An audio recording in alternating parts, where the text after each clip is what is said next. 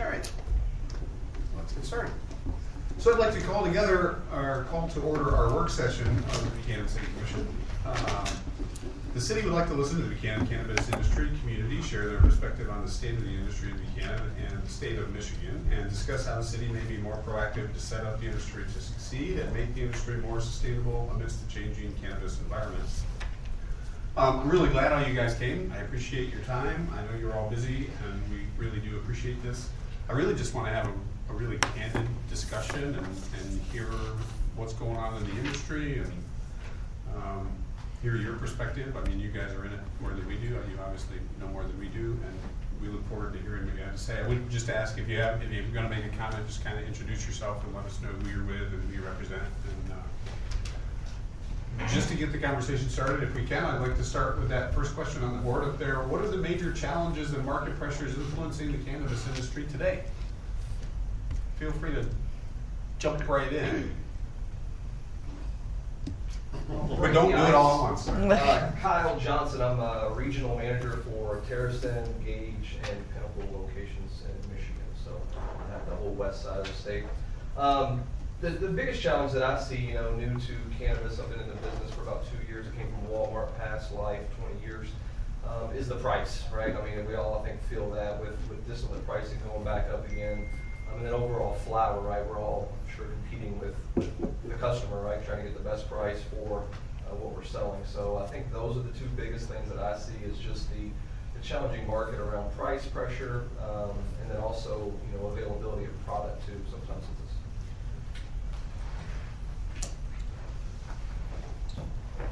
I'll jump in and add to that. Kyle Stevens with C3 Industries, Director of Retail Operations. I think one of the other things in the Michigan market specifically that we see is the unlimited license nature of this market as a whole. We are starting to see some prices come back up, and I think that's good and starting to stabilize a little bit.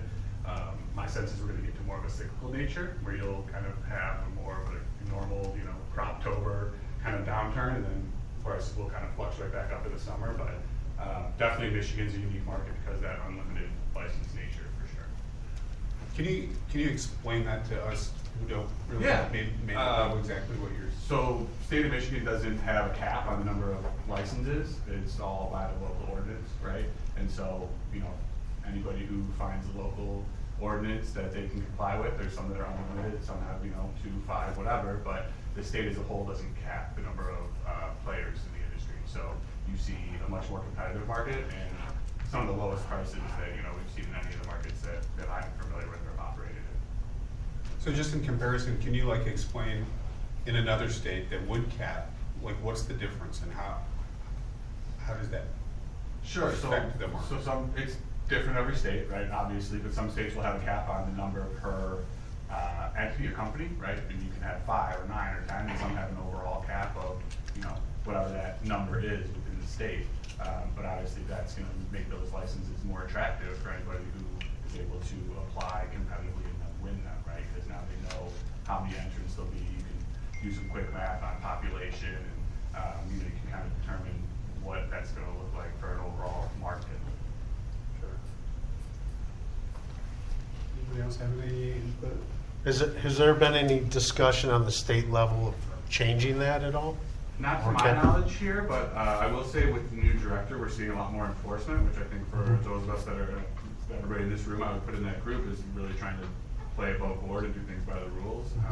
We are seeing more enforcement coming in, which is starting to take out some of the bad actors, and I think that's helped contribute to the increase in business we're starting to see and some of the prices that are starting to kind of stabilize what we're seeing. Yeah, they just put a bulletin out today. Yeah. I think there was 12 or 13 licenses on there that was under serious scrutiny. I'm not exactly with the terminology, but Sure. I don't think they can jerk your license just instantaneously, or can they? I think it depends on the severity and what they find, but they're doing that name and shame, if you would, now, right, where they're publicly announcing the fines and the amounts that they're putting out. A lot of the ones I saw today were for non-compliance with AFS, Right. with the accounting stuff, but there was definitely some in there that were not, Right. labeling requirements, stuff like that. And we've just seen a lot more of that this year with the new director than I think we've ever seen in the Michigan market. He's only been in office about 6 months, hasn't he? Yeah. Sam Buckner with the other ones. Valley. I do believe that cannabis industry is going to get commoditized, is going to follow the path of alcohol.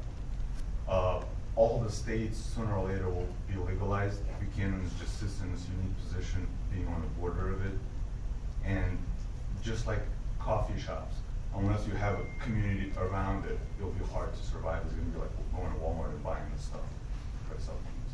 So I think overall, industry is changing. I mean, California has proven that. I mean, there's a ton of other states that have done it already. And sooner or later, it's gonna be commoditized and will be nationwide available. The idea is how do you create communities around it that they're sustainable, that you can continue to create an experience and offer a great product at the same time. Well, I think we can all be consensus on that. We want the help from you guys, because you guys are from all around the country. And you guys have seen mostly, you're in touch with the marijuana. The city of Buchanan really needs that help. You know, it's not just a mom and pop that wants to try. We need people in that can actually do, which takes finances. Correct. So, you know, me personally, I would like for you all to put the word out. You know, there is real estate out there. There is real estate in Buchanan. It's just a matter of, just because it doesn't have a for sale sign on it, Redbud knows for sure. When Redbud first come into town, Bill Haas asked me what was for sale, and I says, where do you want to go? And we'll go talk to him. And that's how that all came about. So, I mean, the real estate is out here, you know, and the price might be extortionate, but we really, really, really need the help that you guys have, that you're bringing to the table, because I want to see the grow, and I want to see the processing, and, you know, I want to see this dispensaries thrive, but I want to see the jobs come. So, I mean, I've reached out to Kushner, I've reached out to Loom, I've reached out to these other companies for packaging. We have the property in the city of Buchanan, if we can just get them down here. You know, and if Indiana ever legalizes it, we all know what that's gonna do. So, I'm just curious, how many of you were involved in cannabis before you came to Michigan? Or like in another state? Any of you? 2, 3? I'm just curious. Just us. I'm going to comment. Jen Zielinski, Government Affairs Manager with Common Citizen Cannabista. Regarding some of the major challenges and market pressures, as an industry that I would really consider almost still in its infancy, this is not a federally acceptable product that we're discussing. I think Michigan has had a lot of challenges. One, the licensure, albeit unlimited at the state, it is limited by local purview, so should they choose. But with the director that we've recently, he came in September, Director Hanna. He has been making significant strides in addressing this issue that we've seen within the cannabis industry, where we've had, I think, correct me if I'm wrong, 17, 18 months of declining price, maybe even more than that, 20, 22 months of a price decline. Almost 80% in 2 years price decline on the cost per ounce. So that's been significant for the growers and the processors within the industry. The other thing that I think he is heavily, very, very heavily focused on is enforcement. Actually, I don't think I know this. We've been meeting with Director Hanna for the last several months, every so often, just to touch base, what's happening in the industry, how are we going to fix this. The medical market is waning significantly and rapidly. The medical market is 3% of total sales on average per month this year. So that's bringing down the medical production, if you will, while also kind of hog-tying producers, growers specifically, to have to maintain medical licenses that aren't being used. Now they've worked within the system where they can transfer flower into the adult use market, trying to accommodate. However, I think that the enforcement with the illicit activity that takes place in Michigan, and regardless of where you think the illicit activity is coming from, I think it's coming from every angle, whether it be caregiver, whether it be brought in across state lines. I think we've had a significant influx of illicit product into the legal market. And there's a lot of different ways that Can you give me an example? I'm sorry to interrupt. Sure. Can you give me an example, like when you say illicit product? Like, what does that mean? So, well, for example, distillate coming into the state, liters and liters of distillate coming into the state that wasn't cultivated here, it wasn't processed here, yet that's being taken into the inventory within the statewide monitoring system. And How do they think they're gonna get away with that? I'm just curious, like, well, I mean, it's a new industry. So when we had the initial rules and regulations that I think were established, you know, I don't want to accuse anybody of finding loopholes, but there's always a loophole, right? For example, when you're weighing a plant, when you cut down a plant and you're weighing a plant, it's not that hard to weigh two of them, Right. one that didn't come from your crop. So that, you know, as an example of one of those. But the director, Hannah, the new director, is incredibly focused on enforcement. We've seen that evident already in a couple of players, Green Culture, Green Genie, I'm sorry if I'm saying that wrong, in addition to TAS, which was a major large processor. But with the enforcement being a high priority and the focal point for the Cannabis Regulatory Agency, I think we're gonna start to see some of that price come back up. For the last 3 months, the price per ounce has gone up, not significantly, but we've seen an uptick a little bit. So I do think that those efforts are going to help, and it is a major focal point for him within the agency right now. thank you. I'm ready to chime in if you need. I just, you have a little more experience. I'm finding another time. It's all good. How much has our local constabulary been around to meet you guys? Have they been around? Have they been in the dispensaries? Have they been in the grow facilities? Have they shook your hands? I'll comment on that. So, Alex Leonos with Redbud. Here's what is interesting to me about Buchanan. Like, you guys were one of the early adopters, right? So you put yourself out there, and to me, because we've been in other cities, Muskegon, Creek, Kalamazoo, all these other things, like, you guys have truly done a great job. I'm not here to blow smoke, I'm just telling you, like, you've controlled the licenses, you haven't killed the golden goose, so you see a lot of cities like Battle Creek, for instance, that say, unlimited, 25 licenses for dispensaries, and what it does is, like, great, there's a huge surge, but then everybody dies off, and you're left with nothing. Like, you've done a nice job of controlling the flow here into your city, and it's paid off. Like, look, you have... Didn't New Buffalo just did that, didn't they? With Yeah. Unlimited? And it makes sense, like, this is the problem, is the Michigan laws, the way they're written, incentivizes cities to increase more licenses because you get more tax dollars. It sounds great at first, but what happens is, like, you just end up losing licenses, and then you're back at the bottom again, and you have shady operators that just get in, take advantage, skim the market, and then cut it down, and then you're left. They're raiders. So the marketplace is set up to change the laws. If you guys are you need 2/3 of the House and Senate, which you're never going to get that to cap the licenses. So, but on the upside, Michigan is like the #2 market in the country. So, like, you have California, right, which makes sense because they have 40 million people. Then you have Michigan has 10 million, but it's the second largest. Like, that's crazy. So it's a big pie. Now, is it big enough for all of us to survive in? So one of your things, like, what can the city do? Like, you guys have a nice handle for the amount of licenses that you're doing, and I know part of it's like, can we import some more retail here? I'm in the wholesale business, so more stores, more sales for me, so selfishly, like, whatever you guys think, that's your fight, not mine.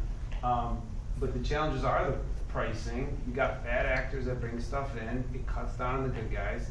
You're very lucky you have very good actors in this city, and I mean it because I've seen and worked with virtually everyone here. So you got a really good thing here going. And to your question directly, like, you guys worked with us. You communicate, you reach out, you understand, you listen to problems. I can't tell you how many city commission meetings I've been in where they just steamroll. Like, they don't care, give me tax dollars, repair my buildings, and they, you know, if you make it, good for you. But I think it's telling for you guys how you've handled it so far. You've been proactive, you listen, you're doing a meeting like this, right? This doesn't happen everywhere. You got a good knowledge, you got a good handle on it. So for whatever it's worth, however this thing shakes out, like, I think you guys are doing a good job. There's major challenges out there. and that's where some of them come from, so, just so you know. We appreciate the feedback, thank you.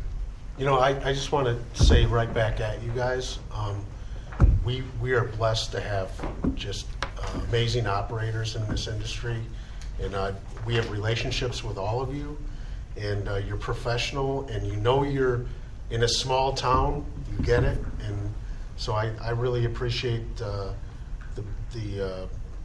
responsiveness and just the relationship building with all of you. So, and I really thank you for being here tonight. I think one of the challenges, I have a high-end antique store on Front Street, and my business is up significantly because of the marijuana people. I've been getting people from Louisville, Indianapolis, and I think my question is, how do you create Destination Buchanan as a cannabis destination for cannatourism? We get people from Chicago because taxes are lower in Michigan, and at least twice a month I get people in my store saying, oh, I've never been to Buchanan before. I've had a house in Lakeside or Sawyer or New Buffalo for the last 15 years. This is the first time we came over. What did you come over for? Oh, my husband's next door buying. And I really, really think that some effort needs to be made to, I mean, people will go to one dispensary, if they don't have what they want, they'll go down the street. And all of Buchanan's economic development papers in the last 30 years have talked about developing destination retailing. And we now have the most extraordinary collection of destination retailing that Buchanan's had in the last 60 years. And I think the city could do whatever it could do to help support the idea of people coming to Buchanan to buy cannabis and linger a little bit. I really feel you guys are the core of the new city of Buchanan. Now, that opinion doesn't fall well with the rest of the city of Buchanan, but I was here at the beginning. I seen the future in marijuana, but I wasn't so much worried about the sales side, because the sales side is the big money. It's the fast buck. I want the jobs that are in the grow and the process, and let's, for lack of anything else to say, the industrial side of it. So, I mean, and the grow, as you say, you know, it's coming, everybody and their brother was selling dope illegally, but, you know, the state of Michigan was turning a blind eye to it.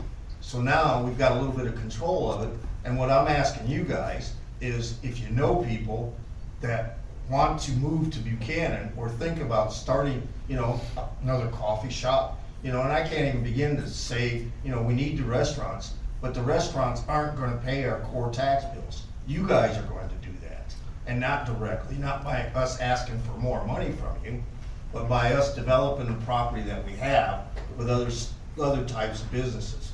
And if we want to build it around marijuana, I mean, we're very centrally located, gentlemen.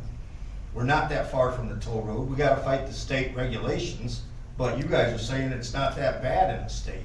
So New Buffalo's gonna sell, that's one thing I did wanna ask, I'm sorry, before New Buffalo's gonna do this unlimited licenses. How long will that cycle last before it implodes on itself? 2 years? 2 to 3 years. And is it gonna really devastate Buchanan or not? I mean, you guys got a real reputation. I mean, it might hurt in the short term, right? But I think retail for sure. I mean, there's a choke point. Yeah. Why would you come all the way in here when you can just hit Yeah. New Buffalo? Right So off I the think it's gonna have a big Yeah. impact for sure. I mean, the thing that's interesting about Buchanan and New Buffalo is that you guys are on the border. So, I forget you said, how many people come across the border, Bob? Like, that's the truth of it, right? So, you know, you've got that influx from miles, which is great. New Buffalo's gonna get those people. So your price is what you sell here on the border. You can't get that anywhere else. You really can't. You guys are very lucky. It's a great spot. Now, I don't really, and I mean, Willie, Yeah. I'd love to hear you guys' feedback on this. One of the things that I'd like to see, and I don't really, you know, at first I didn't really want to become Buchananist, Michigan. It wasn't really something I wanted to see. But I wouldn't have a problem with, you know, secondary and tertiary things like having a school where you could learn how to cultivate and do those things, like a college. Like there was a winemaker college or something that that I think just sprouted up a couple years ago. We actually met with the head of like LMC, about a year and a half, 2 years ago, about them creating a program. And I think that would be great. I don't know what you guys think about that in this community, but I think, I'd be all for that. I think that kind of stuff would be great. I mean, obviously, I'd like to see jobs. Michigan's the only state with that in their academia. That's University of Northern Michigan. I did talk to that professor when they started that program, I think 4 or 5 years ago. I called and reached out to him, and I begged him to put a satellite down there, But with the computer, it's very difficult to get brick and mortar. And I mean, it was a very early stage program, but I think it's an ongoing program that they have up there. It's a BA, I believe, in Where is that? cultivation. Where is that? University of Northern Michigan, and Which is where? UP. Is there anything down here? Like, are there classes offered at any universities or? Western Michigan has a cannabis marketing class, They do. so they focus just on like the marketing for cannabis, how's it look and feel, so. And then Wayne State's doing a huge study, I don't know if they are anymore, but they were, on, so more, University of Michigan got a grant, so there's a ton of folks that. I could see Ann Arbor being. What was, Makes sense. what was LMC's reaction to that conversation? Well, it was just when things were starting in Buchanan and Niles, Mhm. and the initial reaction was, well, this would be covered in their marketing and accounting courses. And then when we had a little more in-depth conversation, it was like, well, let's see where it's going. Right, so now here we are 2 years later, I mean, there could have a lot of merit to it, because I know my history has been with Red Button, but I know each one of you in here is a cannabis company. There's a huge opportunity for an educated staffing. That's one thing that every one of you, I'm certain, has struggled with is to get competent people who understand, that quality is paramount. That speed to market, yeah, it gets you there, but your quality is going to keep you on the shelf. And the product that you put out is the marketing is great, but if the product sucks, it doesn't matter how great your marketing is. So, is there anything that we are doing as a city currently that is limiting your future growth? Or your success. Yeah. RJ Walpole lifted. I would say if you're looking for a destination city, you've got to look at your event licenses and your consumption lounge. They really don't offer any kind of benefit to a business in general. And event license, there's not really a whole lot of places that would be allowed to hold an event. Both of those things I think would draw a lot more people in with something to do. What's the gauge on the current consumption licenses that are available right? I mean, not available, that are currently active, right? So we have Ann Arbor and maybe Yipsey? There's one up in Kalkushka. Kalkushka, okay, so they're out there, but. I do see that one for sale, though, that's all. What about? The state makes that one hard as well. It's not just local. The state makes that one hard. They do. As well for it to make money. And I think we're still dealing with the stigma of the consumption within the city, right? The municipalities have the issue, the market would probably adapt well to it. I think the municipalities and the locale, the consumption lounge would be the issue, right? We had one in Kalamazoo that they pretty much pushed off on because of, they really don't know what it's gonna entail. Like, the police were wondering, is it gonna be up all night, violence, et cetera. So we have one in Kazoo there, but unfortunately it just hasn't went any farther. Yeah, it's interesting when we talk about violence and then we consider Yeah, they bars don't and know any restaurants. stoners, do they? There's no food, maybe. I mean, but bars and restaurants that have produced alcoholics for years, and seem to be okay. Cameron? Yeah, so what I've heard so far, and we're falling right in line with what I was thinking here. The grows aren't as profitable as what we once thought they would be, I'm gathering. So bringing in more grows, I don't know that people are gonna be interested when there's so many grows around here already. Now, the way I see it, there's no direct line in Buchanan really, other than the bypass. And people are gonna get to the bypass and say, okay, right to Niles or left to Buchanan. And it's a toss-up. They're coming into New Buffalo, and as New Buffalo, Three Oaks, Galene maybe, as they start getting licenses, nobody's gonna have a reason to go to Buchanan. So what is the next step to bring Buchanan above the rest of them? What is going to draw people here and bypass all those other businesses? And I was gonna ask something similar to that, thank you for asking that, Cameron. And it might seem kind of weird, but I was gonna ask you if any of you are familiar with Niles and being familiar with Buchanan, what are the differences? What are they doing better than us? What could we do better than them? What are we doing better than them? Because I'm with you, I follow every day. I come from South Bend on the way home, and I'm following a car, and I can tell where they're going. I know what they're doing. I just know. And we get to the, we get off the bypass, and they're either turning right or left. And usually they're coming to Buchanan, but I'm just curious if any of you are familiar with We're this. the only location that has it downtown. Yeah, that's what I was gonna say. I mean, they banned it from That's the downtown. most differentiating aspect of the cannabis industry. Is that we allowed it downtown? Yeah. Most of the communities now that just passed it, New Buffalo, Stevensville, Bridgman is talking about it, they kind of passed it reluctantly and late. And I think they're when big. cannabis price is at an all-time low. The obvious advantage we have is we have these destinations close to the core of downtown, and that's different than all those other places.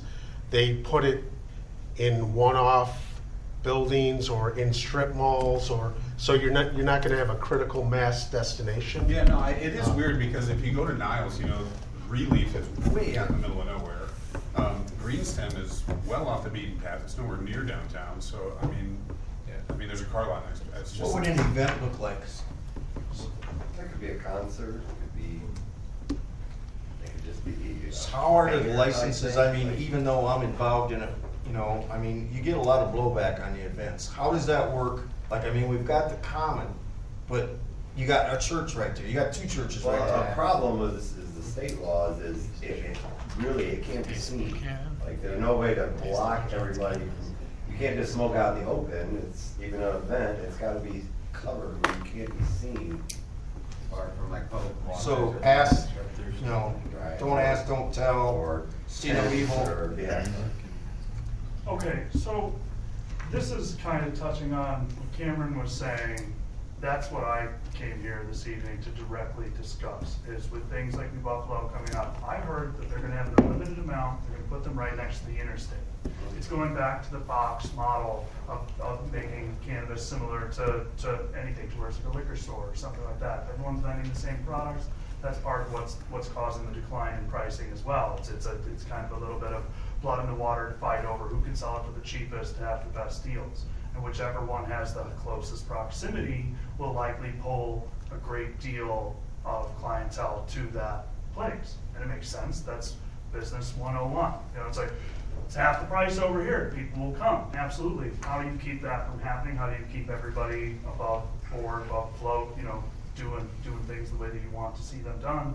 There has to be an experience. There has to be a reason. You have to want to see these people, to do business with them, to visit their places, to have something better, something unique to Buchanan, something that you can only get in Buchanan. Otherwise, you could go in many of these retailers all over in all the other cities and actually throughout the state and find many of the same products available, which is great for a consumer that wants a repeatable experience. I understand that. That's absolutely, that's another thing. It's like, you can always find this, you can depend on it, people like it, but I really do think that the thing that's going to bring people into this town specifically is something unique. You cannot plan on being like, we're gonna offer the same exact thing as everyone else and hope that that's enough, because frankly it is not. that's one of the questions that I get a lot of, people say, oh, I see, lots of cars come into town, but as soon as they go into the store and buy their stuff, they leave again. Sure. And what can we do to keep them? How do you keep them? Well, Sure.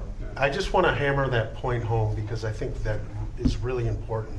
It's about the boutique experience, and it's about, use the microbrew as an example. We were talking about this the other day. So I can go have a Bud Light or a Miller Lite, or I can go to my favorite brewery. I love the bartenders. It's cool in there. There's specialized handcrafted product. I get personal service. They are recommending things to me, and now it becomes a destination experience. We are a memorable group of people that are all talented and eager and happy to be doing what we're doing, and we really need to get out there and actually meet people and interface with them. I mean, it is important, absolutely. I think it's extremely important, but how about product loyalty? Has there been any product loyalty developed yet? Like, a good scotch, a good beer, I mean, I don't go to the microbrew beers because I don't wanna have to go to the same place to drink the beer, you know? Dope now, I'm a commissioner and a politician, and I got bad lungs, so I can honestly say I don't smoke dope anymore. But in my day, I like black oily hash, you know, and I went out of my way to find it. But that's not the case anymore. Okay. It's a lot better now. The quality has improved a lot. It's like hash anymore, is it? You might not remember afterwards, it's like beer now. We're gonna try and stay away from Dan's high school days. Try and stick to what's on the whiteboard. Cooler, check it out.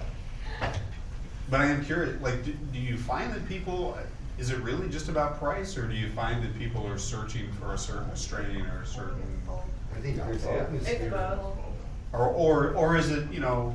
I mean, customers now are asking, you know, where it's being tested at, who the grower is, you know, it's not so much, hey, give me the highest THC percent. You know, customers are starting to become connoisseurs in some markets. I was gonna say, do you find them to be Looking really at certain educated? terpene profiles, Yeah. you know, how's it gonna affect me, you know, I can't use sativa, you know, what's the next alternative? So, I've seen that change just in the short time I've been in the company. You know, when I first started, it was in Kazoo, the cookies there, I opened that one up. And so again, you know, you had everyone coming in, highest THC, and now it's turned a lot, you know, that if it's tested at a certain place, they don't wanna touch it. If it's grown by a certain company, they don't wanna touch it. One of the things that's really struck me, just from, you know, as an observer, watching people that come into town, is I'm amazed at the age of the customers that I see. I see a lot of older people that I never would have assumed would have been here, but it kind of makes sense to me. You know? All these hippies that have been dreaming of this for 40 years. I think that a lot of that is driven by the fact that they feel comfortable knowing that they have a state regulation piece of paper that gives them the quality product, that they don't have to be concerned about being laced with fentanyl. And they're not gonna go to jail for a quarter in their pocket. Stuff on the street, yeah, I mean, you're seeing an age, it's just an age category thing. I think that what you see in the black market is that it's always gonna be there, and it all depends on who's growing it. Your friends are doing it, you don't care that, you know, they're not putting things in it. So you have a tough time getting those people into the retail markets, but you're seeing the soccer moms and dads and grandpas who are, you know, they laugh in their circles of friends about, hey, we go down to Canada Vista and we purchase this product, and it's really fun. We have a good experience, we go eat some food, and that's not an age thing, that's more of like a, what's the perception and how do they look, right? You can go to a liquor store and not have any judgment anymore, but, you know, if you're walking into a cannabis store, but in this town, and I think that does drive business here, is that there's a perception of comfort that comes with being in our city, and that stigma has been extinguished, and now it's like, well, yeah, we're here for cannabis, but what else is here? I mean, it seems nicer to me to be able to walk down a sidewalk in the downtown and go into a shop or go into that shop rather than drive to Greenstem, which is in the middle of a busy highway, Right. and just park in a parking lot and then have to go inside, like you're going to Walmart compared to, you know, it's kind of like how Walmart and Home Depot drove all the mom and pops out of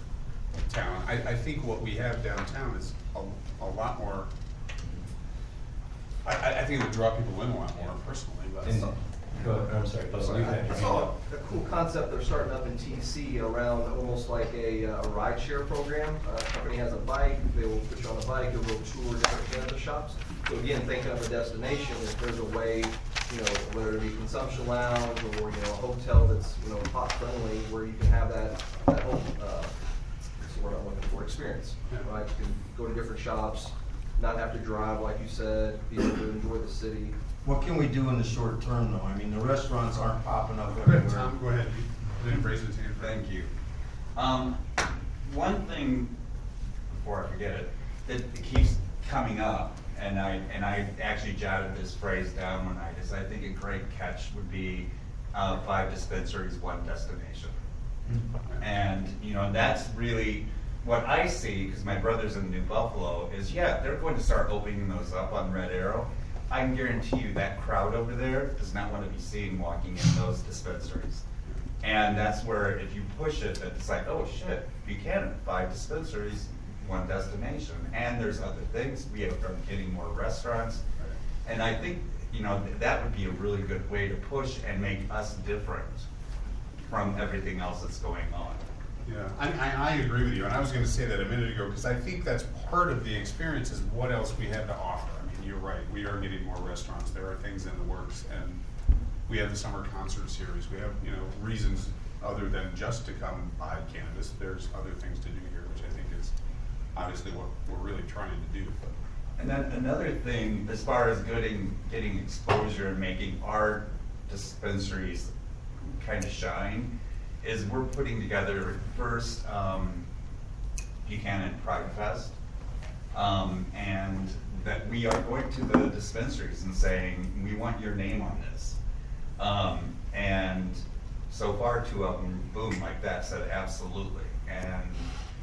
And that's showing them giving back to the community.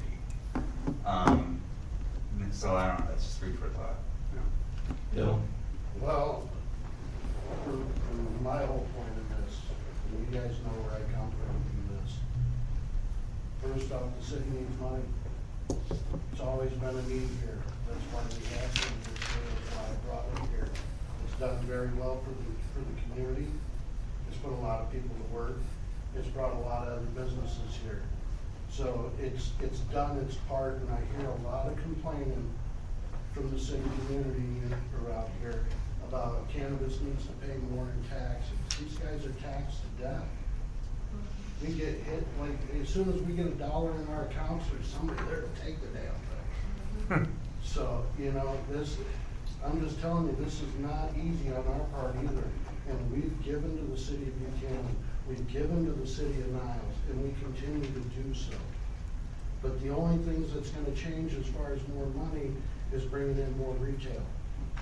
That's it. That's what's gonna bring you guys more money, is more retail. And it will also bring you more business. All of you guys, it'll bring more business. Because the more diversified all these shops get, and I'm not saying put them downtown. There's other spaces in this community that you can put them in. But the more diversified that this town gets with cannabis, the more of an attraction it becomes. The difference between Niles and here is Niles is spread out. There's not the network of cannabis like there is here. I think that, and I disagree with more retail, only because that's not what the community wants. But I also think that if we focus on the path of where the rest of these cities are going, number one, their commissioners are gonna fail miserably because they're not gonna listen, right? That's one thing that we did, starting back from Dan's era, and the few that did listen, that's why we're here today.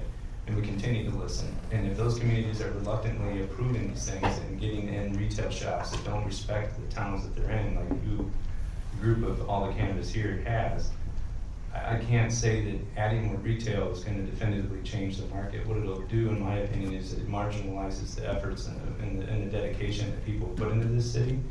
And the requirements that we placed on them have kept them within the preview of what our community wanted. And that's why they feel like they're part of the community and not just some cannabis company. I think if we wanted to go hard and fast, we can do exactly what these other municipalities are gonna do, and they're just gonna be empty buildings, because there's no heart, and everybody here has heart. And you know that, and you came to that city, our meetings, and you put that heart on the table and you said, this is what we want to bring, and we held you to the fire. Your expectations were high, and you can, no pun intended, but that's the market, right? That's how we live. So that's what you guys have continued to give back to us, is that you've met our expectations, but not only ours, but the community of people. And you know, this stigma that we were gonna have Bob Marley's walking around all downtown. I see kids riding their bikes, and I see people interacting with stores and going in and out of the local community, and it's just become a great feature. So I don't want to lose that. I don't want to, you don't want to rock the base. The base is what got us here. And we start adding boom labs, right? You guys have been in 2 years now? No. Not quite? 2 months, we've got a license in 2 months. February. Okay. Our adult use, yeah. Right. So, I mean, and I think that, we still got a few more processing licenses out there. I know processing is a big business, and it's something that doesn't cause a lot of footprint. It can be put into virtually anywhere, but literally almost virtually no smell. So I think that's where we're gonna, and you guys have probably seen it, right? There's been an increase in production and processing in the state, and instead of shifted from flower over to, distillate, right? And now the demand's high, right? So I just have to disagree with you, Bill. I think in our situation, because we are dealing with a tight situation, simply adding more retail to just say that it's on the market and it's on the books and draw people to a different part of town that doesn't actually have the potential to add additional revenue to another business, it doesn't seem logical at this time. I'm not saying open it up to everybody. Yeah, yeah. Well, and one of the things I was gonna add is, we have to walk a fine line. It's really not just about the money. I mean, to be completely honest, we don't get that much money from having the cannabis in town. I mean, we really don't. It doesn't do anything. People are complaining all the time, yelling at us, why aren't you paving Front Street with that money? Well, because I could only do a block. Like, it's not even, it doesn't cover it. And this is what I'm getting at, I get the phone calls to this day. The people didn't want it downtown in Buchanan, nor do they still want it downtown. We can talk about the past all day. I think the whole purpose of this is to continue to look forward and see where we want to go. And I understand that. I'm not disrespecting you, Bill. We can sit here and talk about what was and has been and everything all day. I think we have to continue to focus on how you guys have succeeded and what's our next step so that we can work together to ensure that not only do your customers come back to your stores, they come back to our towns. And that, there's obviously a vested interest or we wouldn't be at the table to say, look, what else can we do? Right, Cameron? I like to make a point here. What do we need to do to make sure you're all still here in 5 years? That's what I really wanna know. Cameron? 8 years ago, 9 years ago, they voted marijuana in Buchanan, right? Taxpayers voted it 2018. in. 2018. 2018, okay, so there's always gonna be a few voices, and some of those voices are loud, and maybe they shouldn't be. If you took a vote right now, what would the vote be? We don't know, do we? As far as if they would want more marijuana in Buchanan. You hear a few I can people tell say you right no, now. but it was voted in, the majority of the people wanted it in 2018. How do we know that's not still true? It wasn't voted in by the people, it was voted by the commission. And I believe it was before 18. No, it was 2018 when marijuana was on the ballot as Proposition 2, I believe. Oh, for Michigan? Yes, for Michigan. Recreational And then marijuana. the municipalities were Okay. able to vote against or for, or not. Yeah. Yes. With your comment regarding retail, initially I thought you were referencing just retail in general, not cannabis retail. So I'd like to expand on that, is retail opportunity outside of the cannabis industry. We have a store in Lake Orion, Michigan, where their DDA is incredibly involved with the business community downtown, lockstep.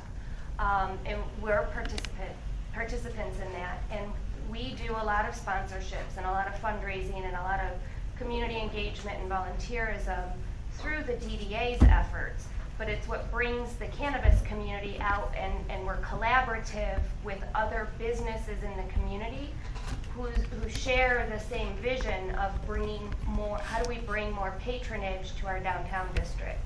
So is there a collaborative business community effort where you've got restaurants and you've got antique dealers and you have your downtown district all collaborating on how do we bring more business? So, and there's a lot of examples I could give from Lake Orion specifically, but one is there's a trolley, but it goes between two communities. The cost is shared between Lake Orion and Oxford, but it's sponsored by cannabis company. We participate in the events that the DDA has. So I don't know if it's more of when you're talking destination, are there things for people to do once they're here, and how do we bring in those other businesses to collaborate in those efforts? Is it, hey, buy a drink and have dinner over here and you get a free pre-roll at Cannabis? I don't know. Right. But has that collaboration been started with the other businesses? How many of you are members of the Chamber of Commerce? Not cannabis. I mean, how many cannabis operators are members of the Chamber of Commerce? We came into this community as growers and farmers, and our whole goal is to do high-end weed. The market has shifted drastically in the last 12 months. I bought a building in town, turning it into a bar and a restaurant, B&W, with an idea of expanding on that. Now, with the market shift, we're uncertain now whether or not we can get the prices we need to be able to survive, especially when companies, larger corporations coming in and consolidating the supply chain essentially, which is business 101, it's a smart thing to do. But it leaves the smaller guys like us in a place where we're like, well, what happens now? Can we find a market that is high-end and create that experience where we want to provide that experience, right? We're not the retail people, we're just growers, we're farmers. But at the same time, we need to have some kind of an outlet to be able to express basically his craft essentially, right? How do we do that in a community? You know, we're like a little lost right now essentially. So what I think the future and the way that people are going to start continuing, and the brands and the ideas and the things that they consume, much like having good scotch, much like having anything, is going to be grower dependent. Because Gage right now is partners with cookies, right? That's correct. And a lot of those cookies products are labeled as the same flour because we're sharing genetics throughout the tiered model, correct?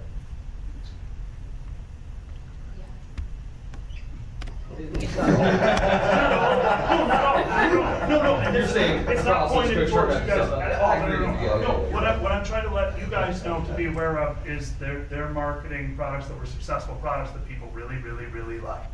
There's no doubt about it that is a successful model, and they've gone like wildfire, state to state to state, all over. And one of the ways that they're doing that, and that's what he was mentioning about places with testing, people becoming more savvy. There's laboratories where the results aren't accurate. People are starting to realize, you know what, if it says this on it, it may not actually be that just because it says on the label. So certain laboratories, certain things like that. Then it comes down to certain cultivators. So it says who actually grew it. It's the overarching brand of this, but what really comes down to which bag is going to actually be really satisfying to people in the future is actually who made it. Currently, not a lot of people know that there's a difference. They think it's all, you know, like Sherbinsky. I see his packages. Sherb didn't grow that here. He's in California. He had nothing to do with it. I would be shocked if he had been inside and saw the plants in any part of that cycle prior to being packaged and then sold as one of his goods.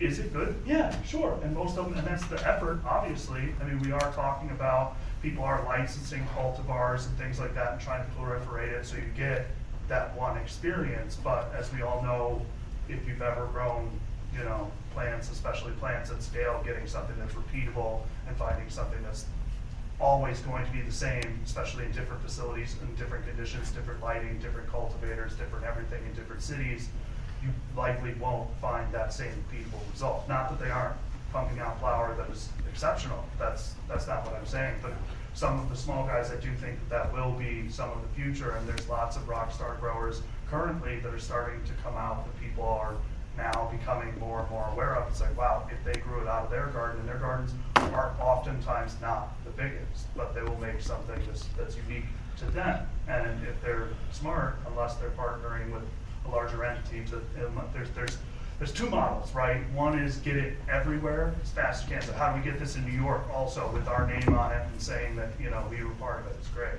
good idea. And then there's the other, it's making something super special and then keeping it in your town, in your region. And that's the question I'd like to ask. How many here are involved with a retail operation in Buchanan? Is there something that we can do? No, I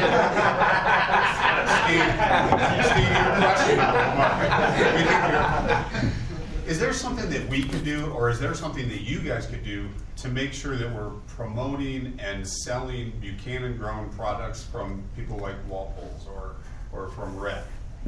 Is there something we could do, or is there something that you could do, or is there a plan that we could put together to make sure that we're pushing Buchanan-grown products in Buchanan? I mean, I don't know how it works. I wish there were. I don't know what that incentive is. Right. I don't. I think it's this. I think it's Yeah. us talking to each other Right. and working with each other that are in here that's gonna do that. Because it's, you know, I think it's a state thing that we can't control. There's Yeah, a most municipality, exactly. there's a municipality in Michigan that states that you have to buy like X amount of percentage locally. I don't know what that means locally, but there is a formula that's been done here in Michigan already. I think the biggest example, and I've always used it, and if any of you know, you all know me. has been the microbrew business for beer, right? That's something that has significantly impacted communities in a positive way, because what happens is that we all know Bell's, right? Bell's didn't start out as what we know Bell's today, but there's loyalty, right? Much of what Red's saying about following a brewer, people do that. People honestly follow brewers, and they know where they go and they like the beer that they make. And they don't care what the label says. But then what happens is they start to experience other breweries, and that's what I think we need to focus on here, is that, yeah, we've got a lot of exceptional growers and processors that make great products from different types of flour. But to Red's point, I think that in Michigan, because we are at the top of the list in microbrews in competition with Colorado and Oregon, is that now people are seeking out certain aspects of the cannabis, that they really do want that experience, and it's not strictly related to a high THC level. So if we start to look at how breweries work together and they collaborate, one of the big things that they have is they have a tap takeover. And this would have to manifest into some reality for cannabis industry, but that concept works because if you like Watermark and they're gonna do a tap takeover over at, let's say, Haymarket, right? People who love Watermark, who happen to be coming out north through that part of Michigan, they're gonna go there and they're gonna have an experience that they intentionally want to go through. So I think that ties in line with Jen when you had brought up about other retail that's a secondary offshoot, not necessarily in cannabis, but that directly benefits that association. And when we start to look at future growth of Buchanan, that's how we have to focus, because you guys are going to continue to make a great product and be focused on following the regulations and be a good steward of the business in Buchanan. But those are the things that I would like to see us focus on, is that communication through all of your experiences, and then what that looks like for retail businesses and how we can encourage them to spend the money and really reach out a little bit further than what they would, like you guys did, and took a chance to come on campus in Buchanan. And if I can say something just real quick before I forget, because I just thought of it, but I wanted to say, I hope that you guys realize that we really are trying to find other things for people to do when they get here. The Munchie Monday thing, I don't know how that went for you guys, but we all think that was a huge hit. I mean, there was tons of people walking around downtown. I don't know if 300 in the first hour. I don't know if you other retailers saw any benefit from the Munchie Monday thing, but there was a lot of people walking around downtown on Monday. So River St. Joe actually had its busiest Monday on Monday as well. So Really? Yeah. So it didn't I detract. attribute it to that, and then some of us, we would like to say that the people that were here and they may not have got the opportunity to go there came to River St. Joe because to get what they wanted, and we were there. I was, of course, I'm going to talk about my business, but yeah, no, I really do attribute the fact that they were able to get there. They sold out of everything by 7 o'clock on Monday, and then they all started coming to my place. So, and that's where I wanted to, that's why I'm here as that retail, that extra, we're putting a restaurant downtown as well, and it's how can we all kind of work together with cannabis to elevate our business, but yet make sure that you guys are getting your business as well, and what can we do, and what can we all do together, because we already do that. We do industry days. I don't know if any of y'all know that, at River St. Joe on Mondays, all the cannabis people are allowed to come, they get 15% off their meal. And then we do local grill. Yeah.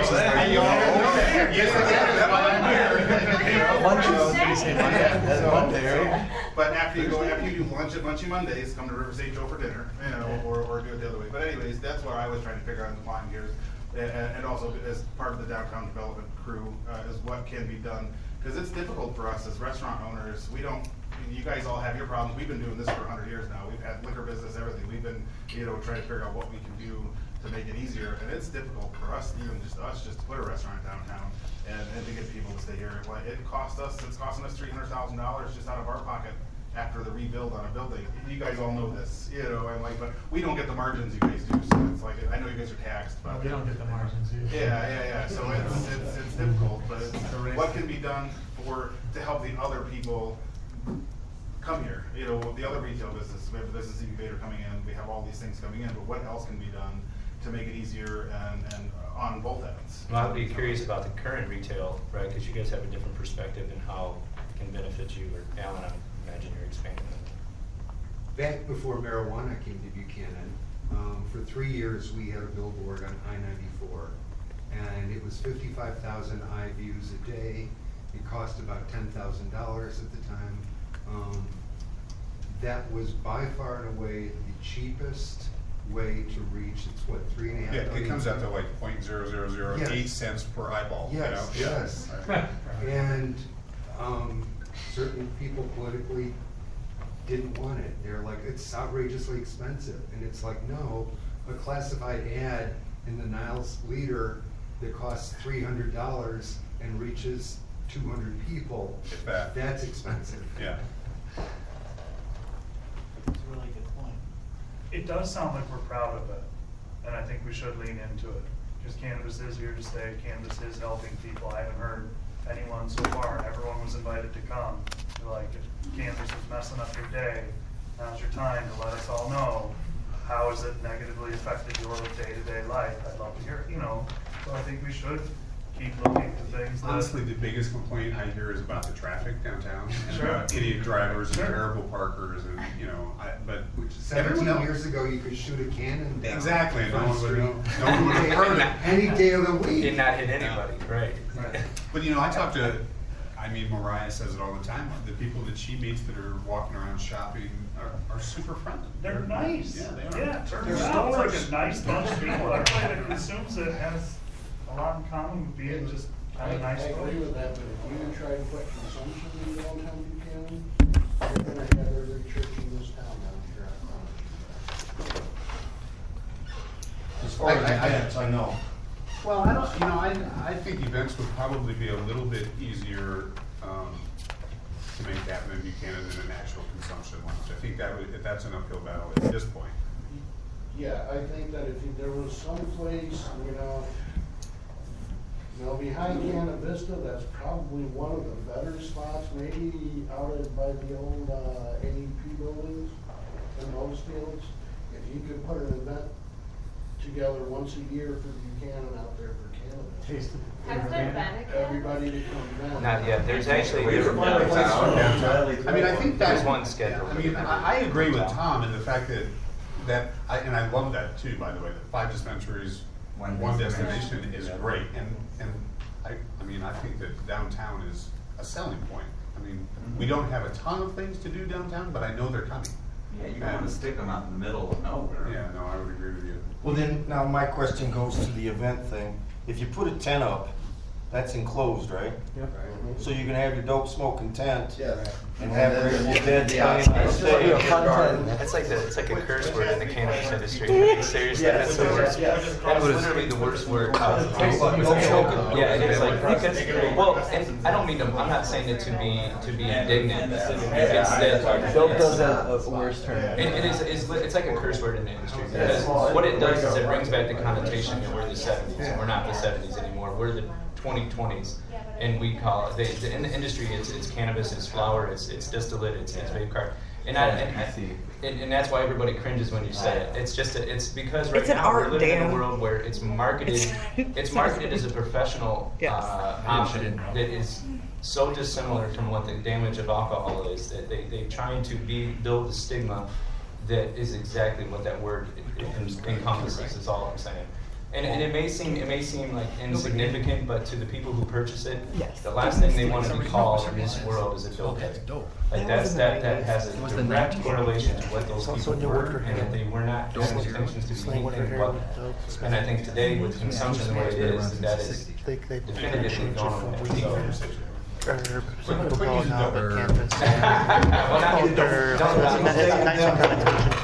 Sorry, I just want to try and get it back to one conversation if we can. Can you elaborate on some of those things that you're working towards for downtown? Like for me, and maybe I'm just ignorant, like a hotel or something, like, because I think you said it spot on. It's a little bit of a yin and yang. Like cannabis may draw people here, like you said, it's great. What do you keep them here? But if you, as a city, can bring people here, that helps cannabis. Like they're both, because you're gonna get competition on all sides. It's gonna happen. It is. Glean's gonna do it. They're all gonna do it for tax dollars. How do you get to people to come here? And so that's why I'm interested to understand. It's wild because it's a cannabis-focused event, but I kind of want to shine your back a bit. What can the city do to help draw and keep those people here, to help as the competition comes around? One of the really large things that we're trying to do right now, and this might seem a little odd because I was just bragging about downtown, is we're trying to build up the North River Park. At the same time, we're trying to make the North River Park easier to get to from the downtown. We want to make our entire community walkable, which is why we're pushing the trails. And we're really trying to invest some money into that North River Park. And I think that, we're talking about kayak rentals and better fishing spots and picnic areas and potentially in the long term, a boardwalk along the river, or maybe a boutique hotel or a restaurant up on the river. And I think that would make it more of people would come here for that. They would come and walk along the river. They would come and camp or have a picnic or have dinner up there. And if we can keep working on our bike trails and our walking trails, then I think that they'll mingle downtown and they'll go visit the restaurants and the bars and go to your stores and go to your stores. I mean, it's it's multifaceted and there's a lot to it, and it's not going to happen next year. But that's the goal. We're looking at, we have foot traffic, right, for the first time in several years. How do we capitalize on that foot traffic? So we press pause on retail dispensaries. We try to diversify. Let's bring in arts, culture, retail, restaurants, okay? We had a few restaurants open up in the last couple of years. We have a large construction project, total rehab on Days Avenue and Front Street. It's going to bring River St. Joe downtown, another branded restaurant tour. Upstairs will be Airbnb rentals. We're trying to encourage the cold storage upstairs on Front Street to be converted to living space. Everyone wants to live above a downtown retail in Buchanan, right? My former community, once a large project went downtown, every single square foot of cold storage upstairs turned 2 years. So, I mean, those types of things. You talked about hotel. We're desperately need one. When people come into town, even cannabis executives or other executives in business, they stay in South Bend. They don't want to. That kills me. They stay in South Bend. Where? South Bend? Are you kidding me? They want to stay here. So we don't have the foot traffic for a flag hotel. However, we do have some concepts that we're seriously engaged with developers on a boutique hotel experience in a historic building in the downtown area. So, somebody talked about the collaboration downtown. And this is so important as well. We are trying to launch this Main Street culture downtown. We're trying new things. We're trying to activate areas of downtown that weren't previously activated. How can we bring energy from Front Street, send it down Days Avenue? So, some of these, it takes time. But ultimately, for us, if we can get a visitor to stay overnight, they spend like 7 times more than if they're a day tripper. So those are things that are on our mind. We're a small town. We don't have millions of dollars laying around. So sometimes it takes time for us to get in line for a grant cycle. But I assure you, we have a lot of those ideas that we're prioritizing. We have full support from the leadership on it. So, I feel like we're moving. It's never fast enough, but. And I think to interrupt you, but I can't say enough about this. I think this goes a long way. Talking to one another and figuring out what can I do to help you? What can I do to help you? How do we work together? What else can we do to bring people downtown? If you guys think an event would help, maybe the commission's open to that event. If an event plan done well, could that be helpful? What are some things that we could do to encourage more of an environment from buying more? In my former community, we had 3 breweries open while I was there. It took them a while, but they eventually got their beer in all the local grocery stores and on tap at the other bars. But that took some work and collaboration. Could we instill more of a culture in Buchanan about that? I think tonight's a good start to that discussion. We get lots of good ideas down here. I was really excited about the Frisbee golf. I was super excited about the Frisbee golf. But it petered out. The guy had a great idea, but he wanted to come down here and expect the city. Is he talking? Yeah, I got them 2 together, and actually Rich has got a meeting. He had a really good contract, and there's lots of them everywhere. The pickleball. The city doesn't have any money, folks. It hasn't been said yet, but we're broke. It's that simple. The city is broke. So any ideas that we're gonna have to institutionalize from outside. You know, or, you know, I don't even know all of your real good contacts, not that I wanna ask for money, but I mean, whenever it comes up at any of the committees I'm at, take a letter to your dispensaries. You know, and I'm not saying $1,000, I'm not necessarily even saying $500, because I was in business myself. You get inundated with gimme, gimme, gimme, gimme, gimme. But the energy runs out. The ideas are, I went to a meeting last night, 30 new ideas, but no implementation. And, you know, I'm really worried about the energy running out, because it is so time consuming and it takes so much. Well, and it's hard to implement when you don't have any money. I mean, the bottom line is that nobody's hiding anything. We don't have any money. We don't have any money. We're running a deficit. Rich, Yeah. what you mentioned sounds fabulous, and I get that that's gonna take time. And I think that the things that I'm hearing the city move towards, that does have reinvigorating properties to it. That you're on the right track, I think. You asked about an event license. I don't necessarily think that would harm anything. And actually, if you have the opportunity to hold an event, the cannabis folks in the industry might seek it out specifically.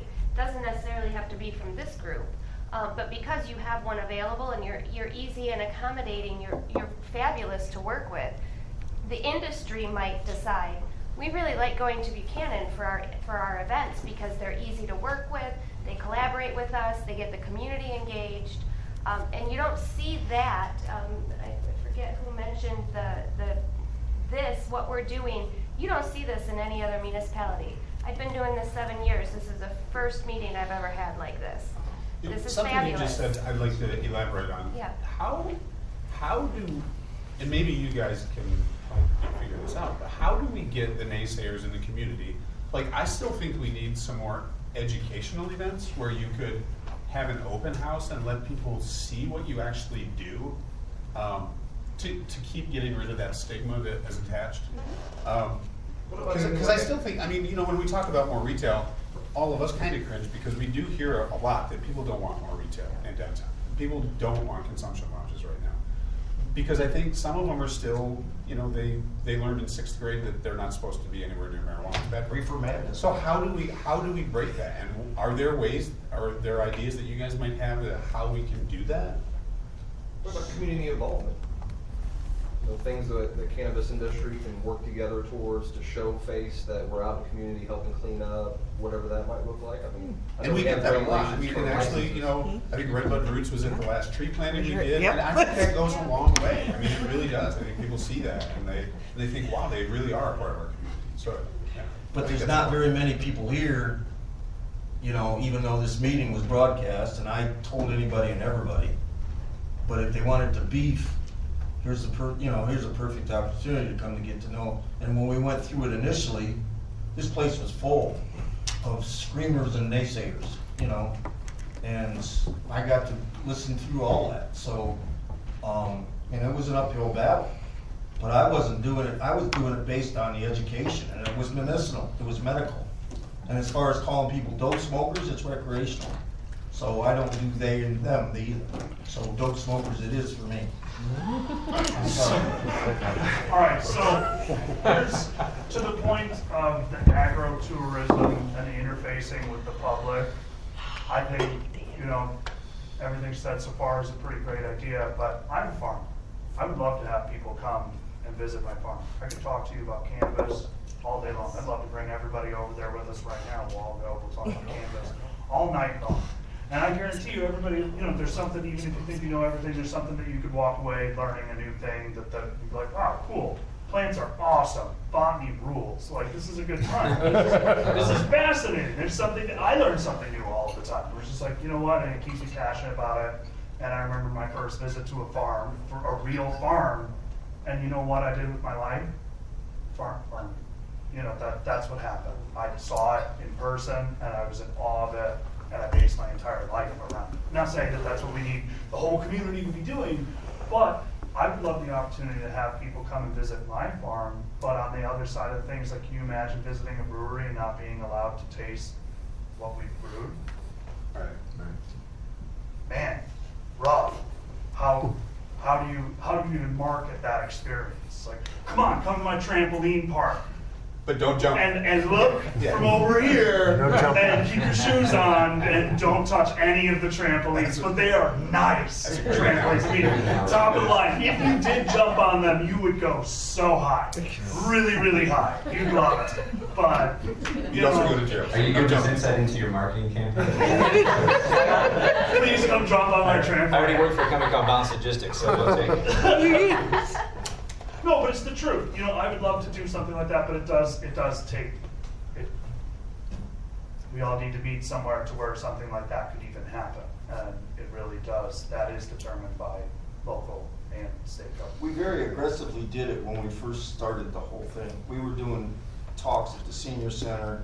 Canavista was Rick and his whole crew was doing a lot of them. Yeah. Redbud, when they come in, they did a lot of them. They were down here a lot.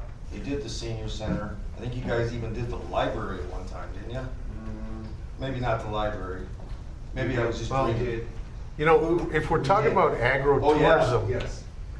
you can't have agro-tourism without what you just said, right? Correct. It's like wine tasting. I don't see how You can't visit the vineyard and learn about the wine and not have a glass of wine. That's not how it I works. simply wouldn't follow. I would not go. No, that's Or have the option. Well, you can still wanna educate keep the cannabis people here, they gotta be allowed to smoke. But until And the there's state nowhere changes the rules. to consume what you just, I wanna go home, I just bought my cannabis, I wanna smoke it. If I can't smoke it anywhere around here, I'm gonna go back home and I'm gonna smoke it. So if there's nowhere to consume, I mean, if you're looking for the cannabis to keep those people here, it's pretty easy, give them a place to consume. For the ones that want to smoke immediately. Yeah. I just want to say, I do appreciate being part of this conversation. I appreciate, Jen, that you brought up the collaboration aspect of this. We've had 4 of the most high-end antique stores in Michigan for 15 years in this town. And the reason that we had that billboard was to create an antique shopping destination spot. So we have that. We have great food downtown. We may not have enough of them right now, but we have great food. And we have McCoy Creek Trail. We have 16+ concerts scheduled on the Commons this summer. So if it's not a smoke-in event, we've got events. And the collaboration, I deal with people every day asking me, which dispensary should I go to? Where should I go eat? And I try to answer that as best I can from the knowledge that I have. And I'm no prude. I would much rather be in a room full of potheads than drunks. But I think the collaboration aspect is really important. And Rich, there are a lot of people that, there aren't that many second floor spaces left downtown for people to live because we all live down there. Unless a hotel is going to be built on Days Avenue, which I think is a great idea, but there's also Main Street to consider as well. Archer Park. So there's so much opportunity here if we can just get perhaps that information comprehensively on a billboard on 94 again, directing people here. It And as hasn't you been say, brought the up ci- since it's been done away with as far as the circle down here, Steve. Say that again. It hasn't been brought up at all since they did away with it, What the Because billboard it did say? make a difference. I don't remember what the billboard did say. It said your weekend is waiting Oh, I like that. Yeah. because our stores were open on weekends. I'm gonna throw this out there, not that I wanna commit anything at the moment, but is there an industry, as all being Buchanan operators, if the city is struggling, can we rally and get a billboard? Yes! I don't, if it worked and if it's drawing people in, it doesn't have to just screen cannabis. We can highlight some of the other things in the community Exactly. that people would see and use that as a tool to draw people here. I'm in the sign business, so you don't have to talk to me I'm about not, like I eyeballs said, on I'm not signs. in the They county. work. They work. They absolutely work. I think the price would be substantially more than $10,000 now. What, anybody know what you're paying for your billboards? Zen Leaf has one, Redbud Roots? It's like 2,500 a month. Yeah, we have ours right on 94, and it's about 2,500 So that's 30,000 a year? Wow. Well, that is much Yeah, it's more. I think it's they've gone expensive. up. You It's guys really drove up the expensive. prices. We have ours right on the border of Michigan and Indiana, and it makes a difference, but it's expensive. So- Yours is for Buchanan specifically? It's for Redbud specifically. Yeah, so have you ever thought of going into collaboration? Well, I mean, you know, that's how we do it, ain't it? Yeah, well, we've tried it with other stores before. It gets complicated, so that's why we just got our own. But I will say, like, I've seen the South Haven billboards, right? And they've got 4 in a row, and I remember every single time I drive by it. And I think, what's the Reader Digest thing? America's Friendliest Town. Like, it's a big deal. Yeah. Like, just forget it. That's kind of a cool thing. So whatever the slogan is, I can break a little bit of a secret right now. We're getting ready to put a sign up on 12. I have just gonna ask you. I have the permit in my hand for a sign up at 12 and Redbud. I have the design on my phone. It says historic, it's a historic looking sign that says Buchanan with an arrow, 1 mile this way. It says voted nicest place in America. Yeah, blah, blah, blah. right. And I think it's gonna make an impact. And, Yeah. I'm all for signs, so let's put them everywhere. And whether it's a sign or social media or whatever it is, like there's tons of ways you can do advertising for the city. The goal is to draw people in. How do you do that? And that's I'm not a marketing person, so I'll defer to. Well, we're doing very well on social media, but, you know, a billboard, I mean, yeah, 30 grand's a lot, but, you know, This is the perfect time. What's to the benefit? Asking for money to pay for the sign on 12 and Redbud. Well, we know what it is, and I'm part of the group that's helping do that, and this is where we do actually implement things. I was gonna stop and ask some questions today and see if you guys would be particularly interested. We were talking last night, figure out what our structure to ask, any company, but mostly cannabis companies and other, to see what you guys would be willing to donate. We have a $10,000 sign that needs to come up. We got a generous discount on it, but we still need the help to get it done. So, and it's gonna point people directly here, 1 mile, right on Route 12 in Redbud. I mean, what did she say it was? It was 0.001 cent per view. Can we add our name to it? So actually, I'm glad you brought that up. So the way that that's going to function, and we were consciously aware of that would be the initial request.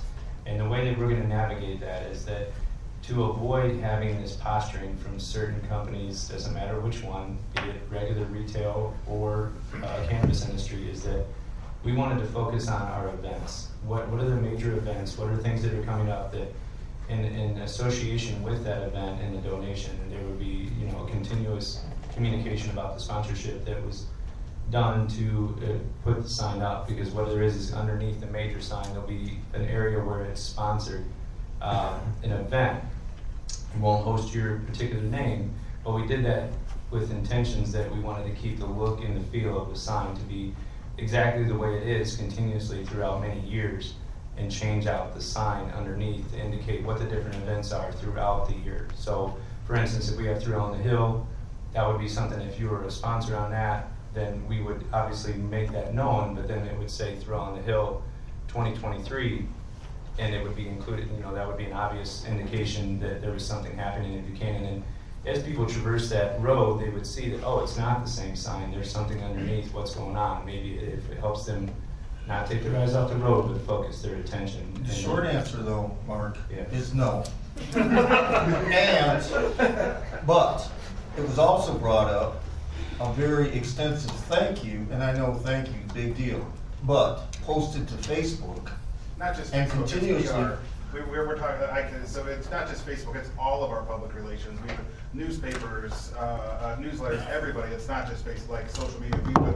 We would make a huge deal out of all the sponsors, a huge blast for however long it needs to happen.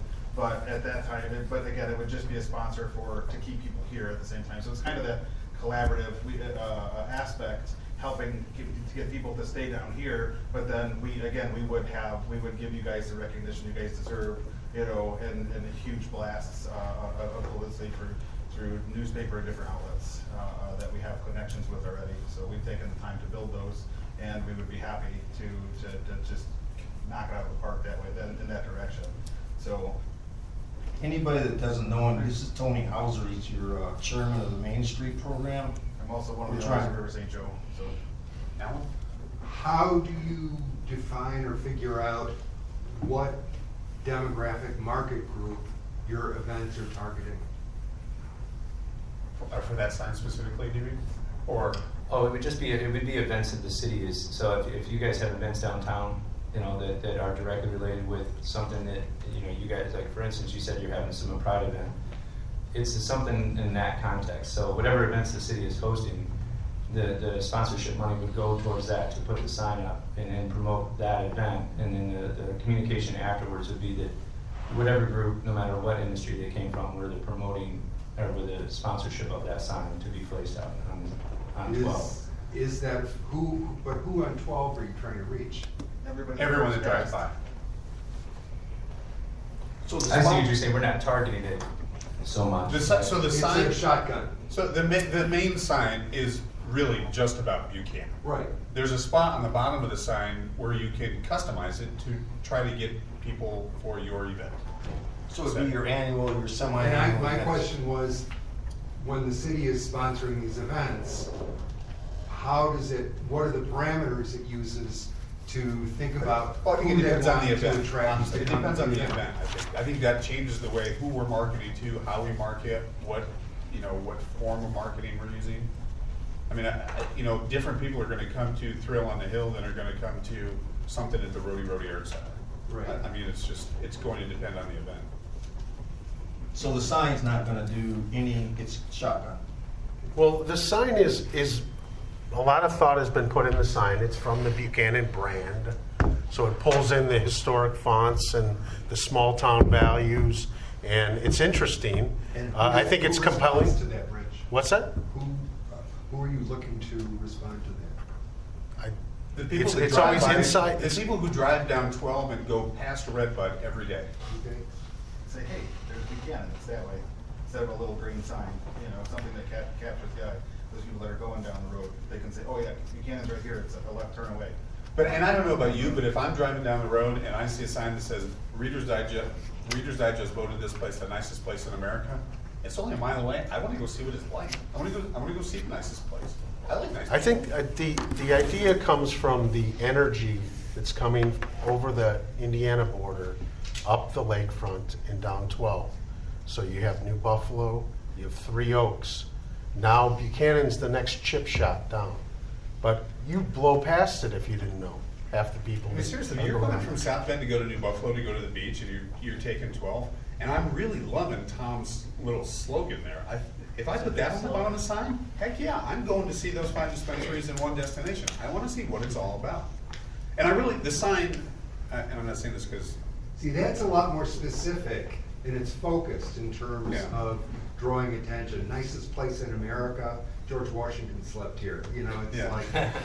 Yeah, so the signs, I think the vision is, and correct me if I'm wrong, but I believe this is correct based on lies, that in my opinion, I think that whatever, and I said it last night, people may not like it, but like the scarecrows when they go up, right? And if they wanted to do a sponsor on their signs, I thought something that would be applicable to the colors of that season so that it calls out that the scarecrows are now up.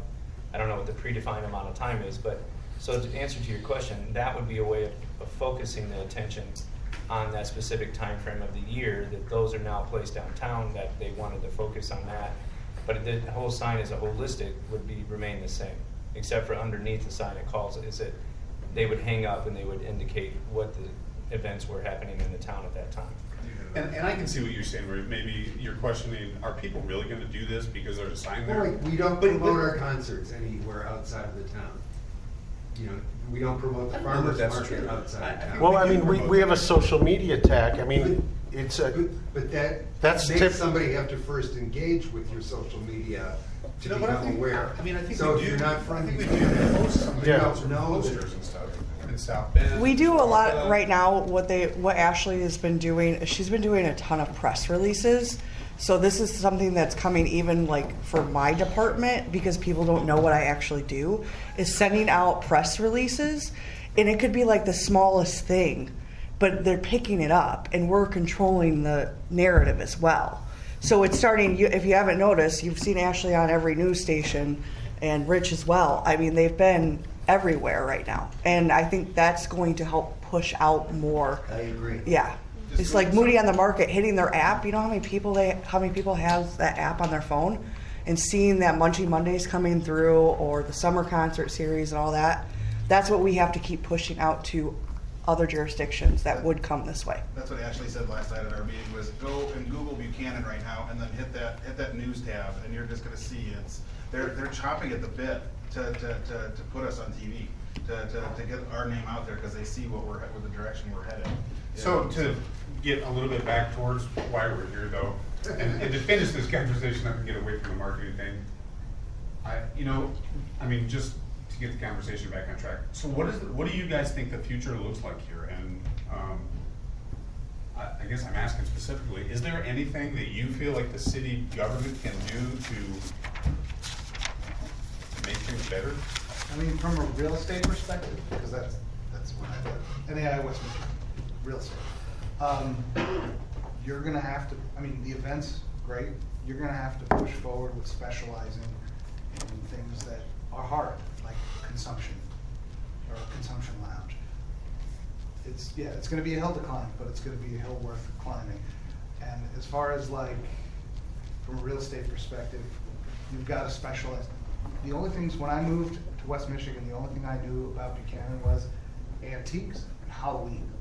Those were the two things that Buchanan was known for. Halloween? Halloween is one of the best Halloweens my kids have ever experienced. Beggars Night, man. Is here.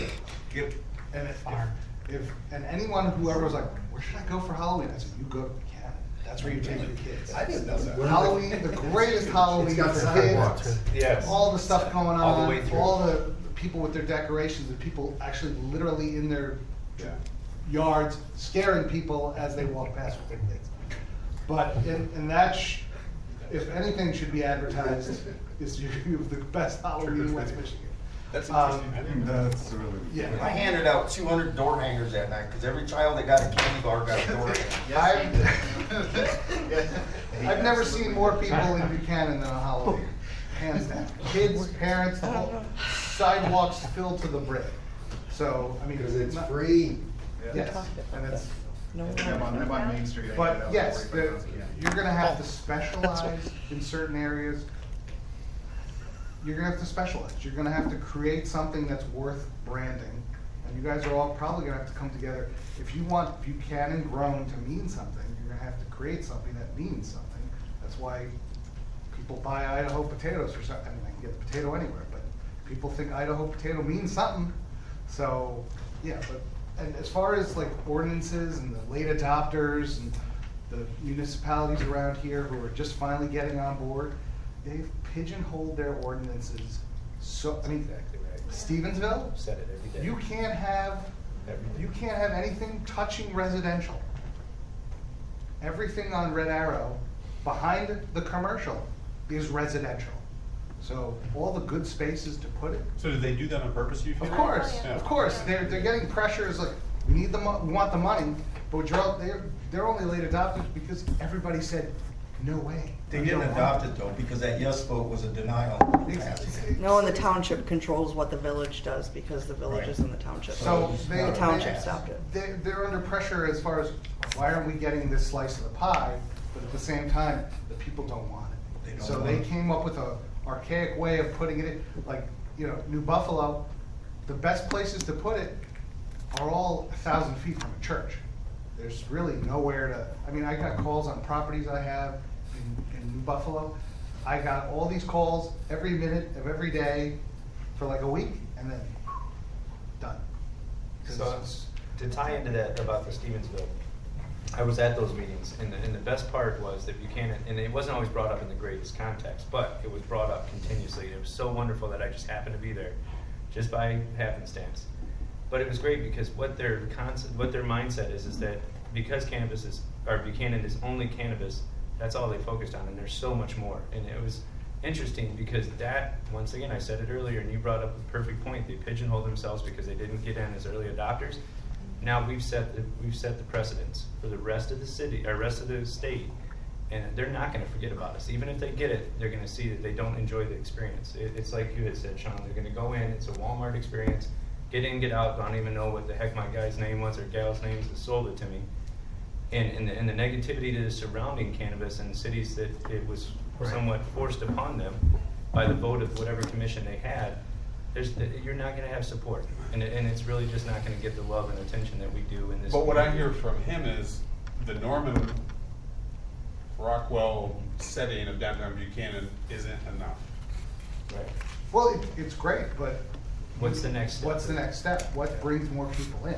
And I think it is consumption. What keeps them here? Yeah, I mean, what because keeps them coming back? we've only got 2 restaurants, let's be honest. We've got a bar and we got Jim's right now downtown. We've got the coffee shop. So, and then we've got Hilltop and then we've got Cameron's in the outskirts. So, I mean, I don't know if restaurants, we've got 1 bar, we've only got 1 liquor license. You're talking to a group of cannabis people, and we're talking about cannabis, and what keeps those cannabis people here? It's gonna be a place to smoke. I agree. And I'm it's one not of the that commissioners who simple. supported it. I agree. What our current ordinances, the way they're written, and it was based off of what previous commissions wanted, and at the time you think you make the right decision, and in hindsight it's always 20/20. Well, no, I think some of it was based on what the state was saying too, though, at the time. I mean, Yeah. at the time. Yeah, because now I think that the opportunity is there. I Well, think if you become a community that is known to be accepting to the cannabis user, and to be like, okay, they're okay, they've made, I don't know, even though I don't have any idea, but they have 1 spot in town, that 1 spot in town, you can go that the city made, where they're okay that you smoke in it, it's gonna say a lot about the. I think we have issued 1 license though, haven't we? We have 1 consumption license that Cannavista has, yeah. And I don't believe the state will issue, I don't believe. No, we have a license that we issue. The problem is that our ordinance states you can't vote, vape, or smoke. Yeah, you took out the 2 major ones that. So you can't, so actually Cannavista got it for topical. Yeah. Demonstrations at the time. I don't even know if you renewed it or not, but at one point, Yeah, yeah. the consumption lounges, it's a really difficult business model to be successful at, because you are not selling any product. How do you, And that's what, why how, we're getting more state. how do you make your money if you're literally just 4 walls for people to Not right, smoke? yeah. So how? Do you think the state did that on purpose? No, because it was put in the citizen initiative. That was not brought But in your by the. dispensary Well, or no, the- excuse me, I take that back. That was a state, it could have been, that was done through the rules. Who knows? Neither here nor there. It's an incredibly difficult business model, but with an event license, you can elect to have consumption or not have consumption. You can go either or. So if you have an event without consumption, you're highlighting your growers, you're highlighting the products or the locations in the community and surrounding. Or you could choose to have an event with consumption where you throw up a tent and people can go smoke. But is there to be cannabis friendly, truthfully, what these event organizers lack is a space where they can continually host an event. It's a lot of work to host a cannabis event. You pretty much are like, it's like going through the rigors of opening a store, that you have to have your security diagram, you have to have security guards, you have to report everything to the state, all your vendors, you have to have Your fencing has to be so cameras. high, right? It's incredibly tedious to have an event, but if there were a place where somebody could know that they could come in and it's easily available to host a cannabis event, I mean, So how? you're talking about an event center, not Yes, necessarily farmers an market. event. Yes, do you Whatever have the a- farmer's market is, Yes. I mean, I don't know what that looks like, but whatever. Somebody could I have see a what you're saying. wedding. So if you had an event center Yes. where it would make the process easier to have an event, Yes, it would get rid of some of the work yes, for you. I mean, think, if you have somebody, two That's actually a great idea. I know. Why That's can't- a really good idea. I mean, if you wanna have a Center. wedding and you wanna be able to consume at your wedding, Raise have the it at rent. the city center. Why not? Well, That's interesting. Beautiful. every one of the we cannabis can get the companies church to has join its in. own diversities. We gotta figure out how to have a conversation. All right. So, you know, just like Red starting out, you know, the market's terrible. And I'll tell you that it doesn't matter how good the product is right now, you know? Thanks, Bill. You're just getting in. No, I know. You know, you got a rough road to hoe, you know, it's tough. And I'm not just talking for the small guys. Alex, you can attest, it ain't easy. You know, he's one of the bigger companies in the state right now, and it's tough on all of us. So an event Well, at the this thing point. about events though, you know, I did have my own club, just for background. Events you were very lucky to break even on. And they were a lot of work, a whole lot of work. And you had to have extra employees. So it wasn't a money make everybody, and then all you got from it was they talked about it.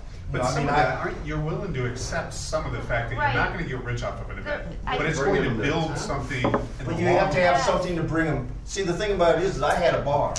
So the idea of having the event was for them to come back on the weekends to dance in the bar because they came to the event. Yeah, buy a beer again. Buy beer Yeah, again. well, Yeah, but if you have 5 dispensaries that put on, that host an event, now that these people come into this event and know that these are where I got this, the Buchanan is where I get this cannabis from. And that community They're gonna loves come back swag. to here.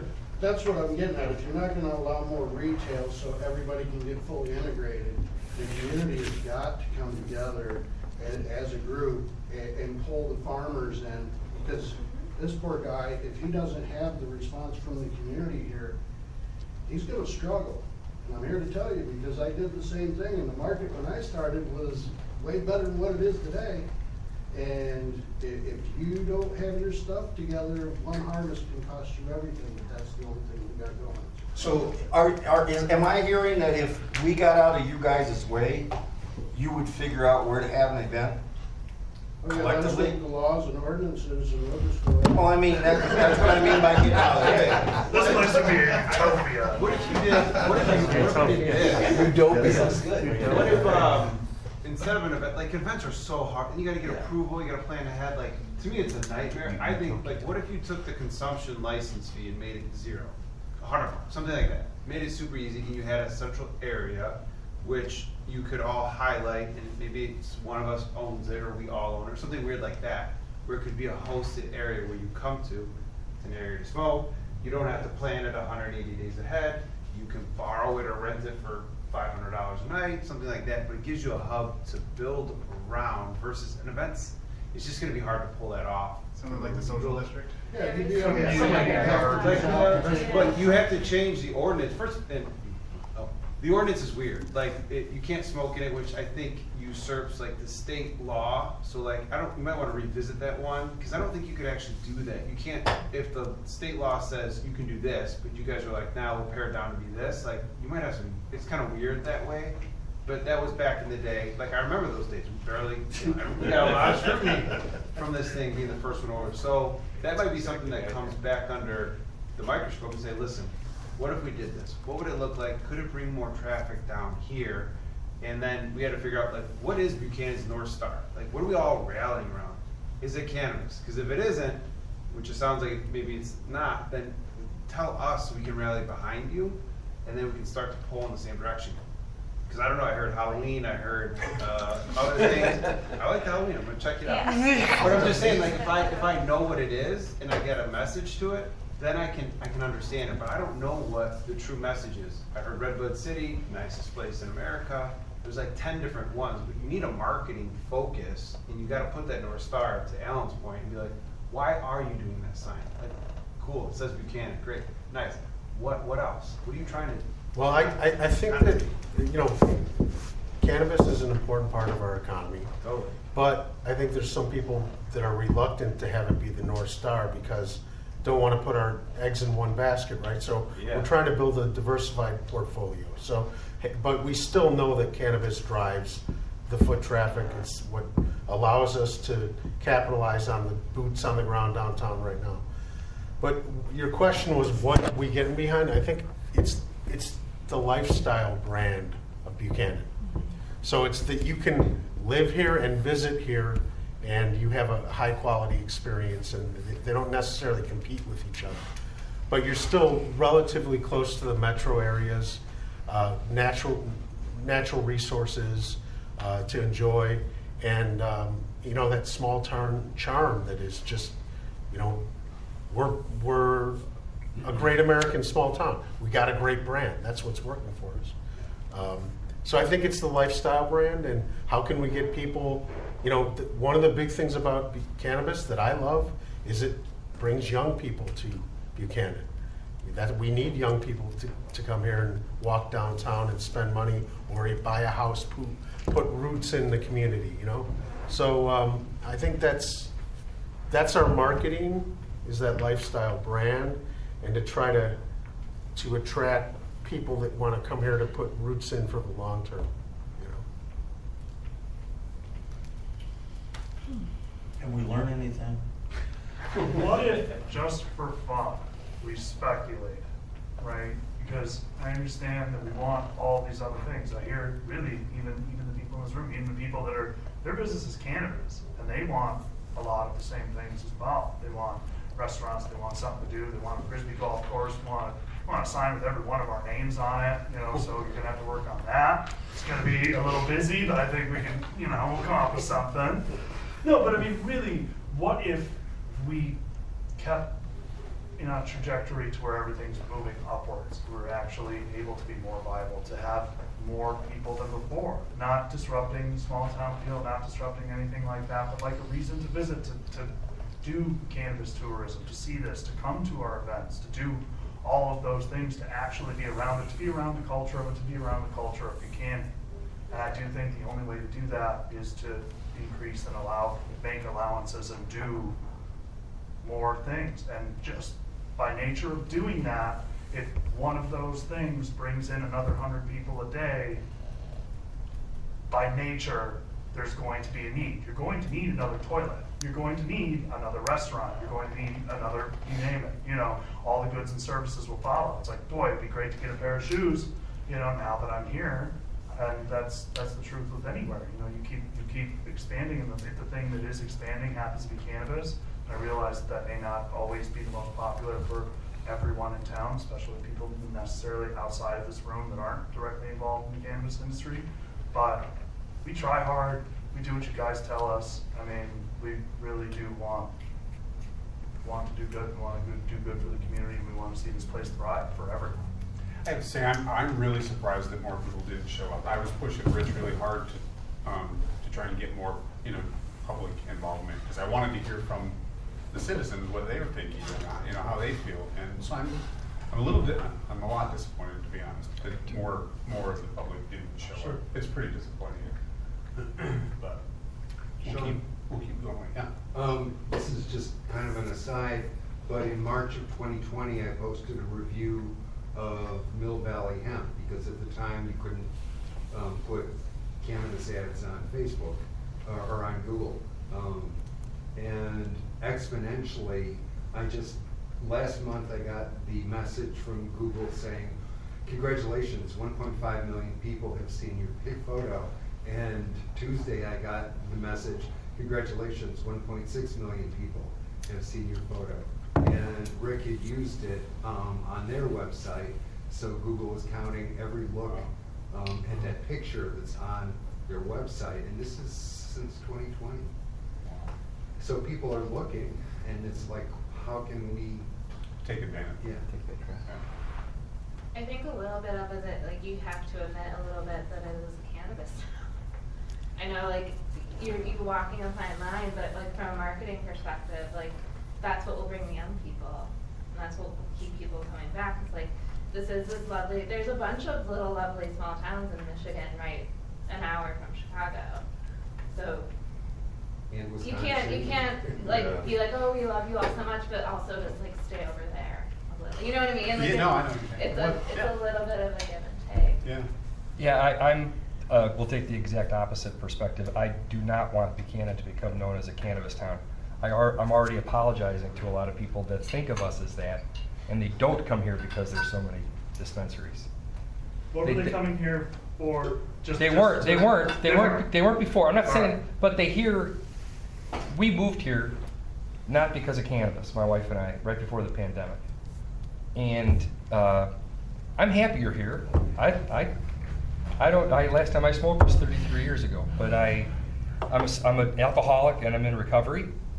And so I have a perspective on mind-altering substances as a human being. That's one of my things. But I am also, UBU, and I know that people that smoke pot are generally pretty nice people.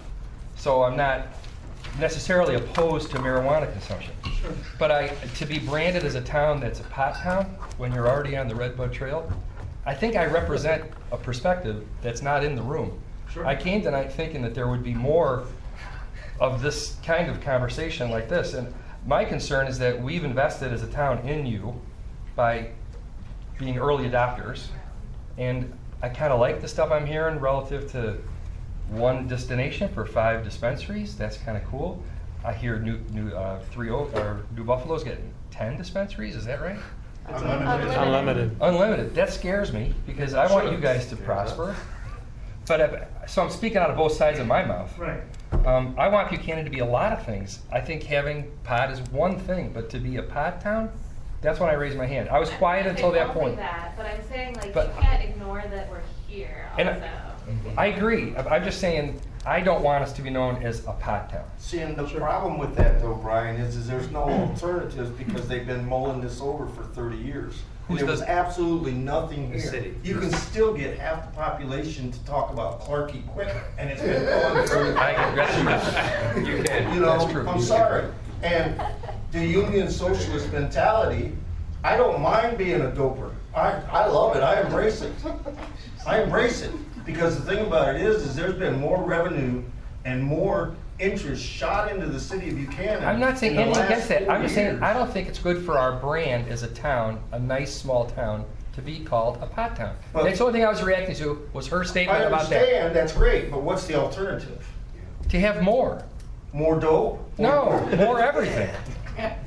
More restaurants. But we're not How do getting you more. get it? The thing How about do this you is it's draw it? great, How do but you we're bring not it? getting more anything. We haven't been getting more anything for 30 This years. town is at an inflection point. There's stuff happening in this town now. I don't, if you can't see that. If you can't see that we're this getting place more. is- This town is happening. Right now. It's because of marijuana. Marijuana is a part of it, but it's not the whole thing. I agree with Marijuana put us on the map.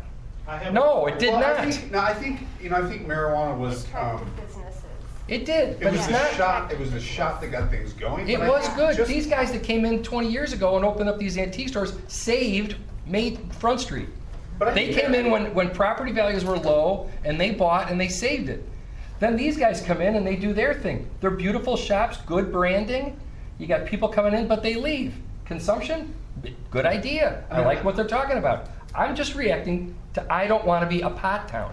Okay, and I think It's like we're not Milwaukee.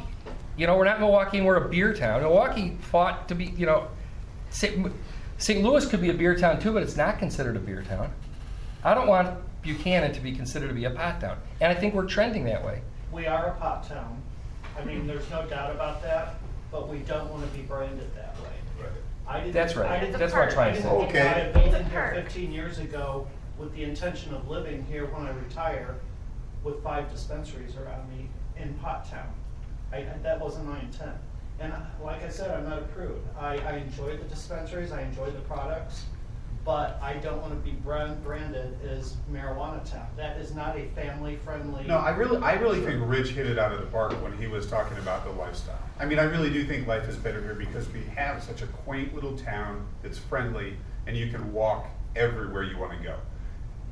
I don't think it's a bad thing that we have pot on top of that. I don't either. No, I don't either. And we have other things. We have breweries. We have. I mean, there's so many. We have things. 2 breweries. We have 5 pot dispensaries. 7? How many do we have now? I mean, 5 I think it's important that we can keep having these conversations. I love this. And that we can all say, maybe, I don't know. I would just like us to be a quaint little town, and maybe not a pot town, but we accept pot. We accept a brewery, and we accept this, that, and the other. And I think a consumption place. This co-owned consumption thing is a great idea, I think. I mean, I think there's something to that, honestly. to charge a membership fee or a membership club. But let me say, as the guy that's putting a restaurant downtown, we wouldn't be putting a restaurant downtown if it wasn't for every single one of you. Like, we have our big, beautiful place outside of town, you know, and we've worked really hard to make that place what it is today. But if it wasn't for this, we wouldn't be putting a place down. What I'm trying to do for It's Buchanan 100%. in my volunteer time is to make all the other institutions in this town so powerful that it counteracts the being labeled as we've got a great library, we got a great senior center, we got a great art center, we got great antique dealers, we've got a little theater, we've got a common, we've got a lot going on in this town. We got the great trail that connects, it's soon to connect all the way out to Old 31, and I'm hoping in a few years connecting all the way to the other shore. I'm starting to call Buchanan Harbor Country's other shore. I like Yeah. Because we have an opportunity in this town because of you all, we're cool. Because of having marijuana, we're cool. But we also have this small town feel that is really cool. Have you been in our library? It's the coolest library you've ever been in. We got the Rhodey Art Center for a little art center, amazing. And we have This some town's got so incredible- much going for it. We have some incredible volunteer organizations too. I mean, the Scarecrow Charities give Yeah, away tons Buchanan of Tree Friends, probably the Tree best. Friends. I mean, well, I'm the chair of it. They're very aggressive about it too, by far the most aggressive. We're aggressive. We love this town. I love you Don't do guys. anything I without do. trees I without really do. consulting them, I can tell you that. I think Brian, you hit the nail on the head, and I don't believe that we are being intentionally branded as a cannabis city. I think what's happening is it's organic in the sense that that's what people seek, and so people in that community, that's what they're seeking, and so they consider it a pot community that is We accepting don't of all their... want all our eggs in one basket. Like you Correct, said. but I think what it is that they just see it from their perspective, and that's what they want to be here for. But these other ideas are going to complement that, and it's going to allow them to not only focus on that. It's a complement to what they're going there for, and I think that the consumption idea is exactly what is going to help push that narrative to say, look, I am staying to consume, but now I'm hungry. It's inevitable in that consumption process. It really is. It really does. Pizza. Right. And I'm sure Joe and Tom would love to be able to tap into that right at the sweet shop. So, I think you are correct. We don't want to be known as that, but I think it's inevitable that that's how people who want to get that are going to classify it, and that's okay, because if that's for them and we're not particularly branding it out there in the Neververse that we're doing that, but it happens organically, then and we allow them to do that. So if they see it as this is a destination with a top Airbnb and a great library and a great arts community, which I think we have, antique stores, if that's what they're here for, that's where their focus is. But I don't think anybody in the community is intentionally going out there trying to, and I know that wasn't your implication, No. but I think people are coming here for what entices them to be here, and then the other ones just complement that experience, right? So I think that your tenacity and drive to do those things is extremely exciting, because that's what's going to change people's perspective on why they're here. I mean, it sounds corny, but I believe that life is better here. And if it's better because of cannabis, great for you.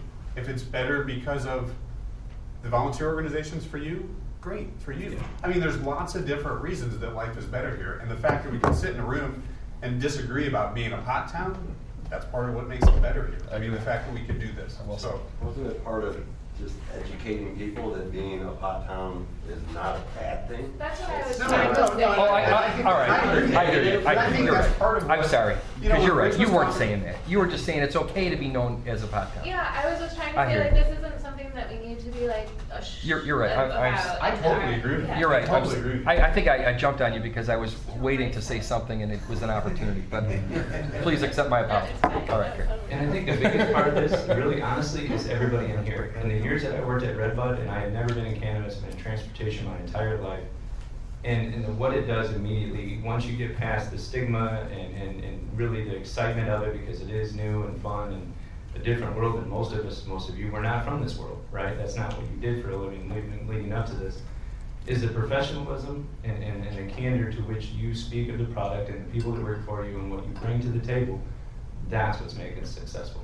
100% the people in this room who, you go, oh, I didn't even know you were in cannabis. Well, like, what did you expect me to look like? What did you expect me to act like? How did you expect me to talk? Like, we are giving we are helping the community of cannabis and people to shift their perspective on what it really means to be in the cannabis industry, and it's a business, not unlike any other, right? And if you're a brewer, nobody looks at you and says, oh, you're from the brewing community? No, that's not the context to which they hold the people in this room and the level to which they represent. So I think that's a testament to who everybody is in here, and I think it was great that you guys took the time to show up, because it really, that's why we're successful. That's why this town is what we are, is because everybody in here. So. Do you think it'd be worth doing this again in 90 days or 120 days? No. No? No, I don't think that's soon. I mean, I was actually gonna say maybe in another 6 months or a year. I think it would Okay. be cool to get back together and talk again. 6 months? I mean, I really do appreciate the fact that you guys took time out of the day to come and talk. I think it's really educational, and I wish there were more people here. Yeah, I wish more people would have come too. And maybe next time we'll try and promote it more and more and more, and see if we can get more of the public here. And I Yeah, to Brian's point though, we might be expecting more, because we have, I don't remember, Cameron, you brought it up actually. I think we had a natural assumption that a lot of people were going to show, because we still had this mindset that we were in the same position we were 4 years ago, 5 years ago. And we're not. I think the narrative within the city, because so many people do consume, that this is not, that this wasn't being seen as an opportunity for them to be. And I think that's kind of what I was trying to articulate is, we don't need to be a pot town. We don't need to be a pot town, because life is just better here. You can do whatever you want here. I mean, that's what I'm more interested in. And I think that's why they're not here. I think Right. we saw They it just as a round accepted table. it? Yeah, they accepted it as a holistic, like let's say we're at 75%, 80%. And the 20% are now being educated by the other 75 or 80%. And it eliminated a lot of pressure off of you guys, and now you can focus on being better at your business and not trying to deflect all of this negativity. Now that's where we're at, and I think that's why we haven't seen this forum become a bitch fest by people who only didn't understand it. They would come here and get educated, there's no doubt about it. But I don't think they saw this as the same context. If they had seen this 3 years ago, it would have been a lot. We wouldn't have had enough room. It would have had to have been at high school. Just an agenda item for 6 months. I think a lot of people are curious about the economic impact, like specifically financial monies coming into the city's budget from this industry. For And this year we got $284,000. Yep. Okay, and was that what we expected when We don't know. when we agreed? It's actually less than we got last year, because the state has decided that they have something else they need to take some money before they give it to the No, communities. that's not true, that's not true. There's 200 more dispensaries in the state, so the pie and the law is the same.